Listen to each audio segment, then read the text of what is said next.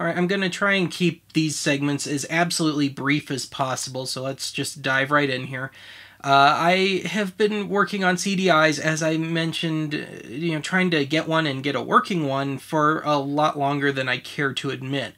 And prior to the current working one, this was as close to a restoration as I got, and it's the only other unit that I've kept. And so it's another 220 model. That's all I've ever had, actually, largely because they're the most common, and as such, theoretically at least, it's easier to get parts, find spare units, and so forth for it. So that's how that works. And you'll probably notice that the flap is being held up with a piece of cloth tape there.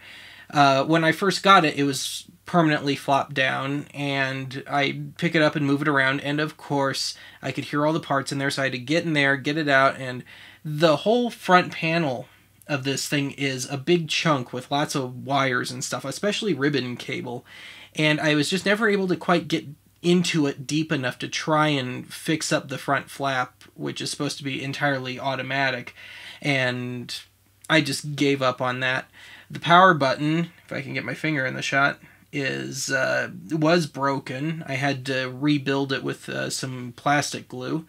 And yeah, I've gotten to the point where I fixed it up aside from the flap and a motor in the drive.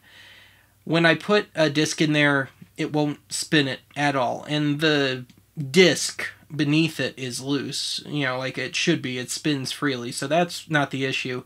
And it's just got to be a lack of power, because when I play around with the tray and open and close it and stuff, I can get it to move about a quarter of a revolution, and that's it. And of course, when I put a disc on it, just any weight whatsoever, no matter how light, just kills it.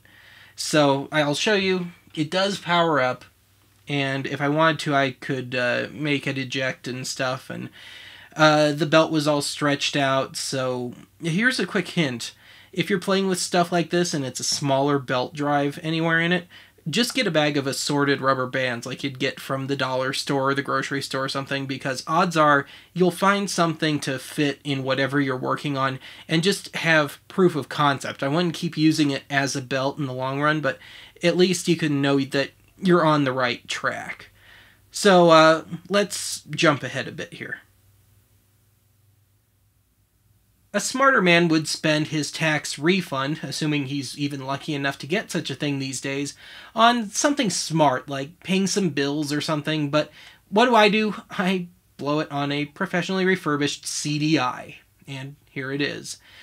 And I hate to admit it, but over the years I have dumped about $400 into CDIs just trying to get them at least semi-functional, and recently it's just crawled up my ass to the point where I just said, to hell with it, I'm going to get one that works from somebody who actually knows what they're doing, and that's what I did. And it was a blow to my ego, because this would be the first thing in archive land that I have not been able to at least get back to semi-functionality by myself.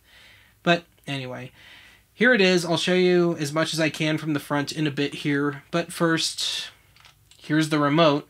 And I've accrued a few of these over the years. The thumbstick, which these things are absolutely horrible if you're trying to play a game or something, or anything that involves hand-eye coordination. But if it's just an educational title or a trivia game or something, it's okay. And if you're watching a movie, it really doesn't matter. Anyway, get this sucker going here. Ain't it pretty? And if I pull this flap down here, you've got some inputs here. You've got a spot for a wired controller, which, alas, I do not have one. Maybe someday. And there is a second one, but it ain't anywhere nearby.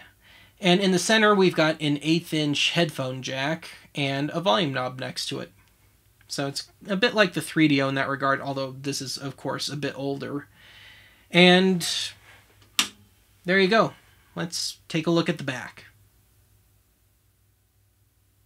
And to close things out, I've gone back to the non-working unit here just so you can get a better look at everything here. And we have got, just quickly going through it, AC. We've got, finally, at long last, the second controller input. I have no idea why they did it that way. And we have, it says RCA remote, this orange port here that I'm going around.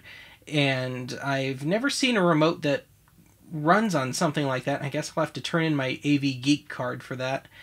And anyway, we've got the classic yellow RCA out. We've got S-Video. We've got coax and a channel switch. We have RCA stereo out.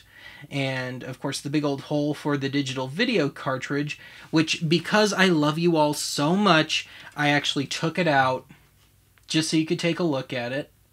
And I don't know how many pins it is, but it's kind of a video gamey sort of thing. And you just pop it in, and there's a couple of screws that hold it in. And I've noticed that it comes loose fairly easily, so I've already had to take my working unit and pop the cartridge out and back in just to keep it working the way it should. That's kind of a pain in the ass, but anyway, that's it.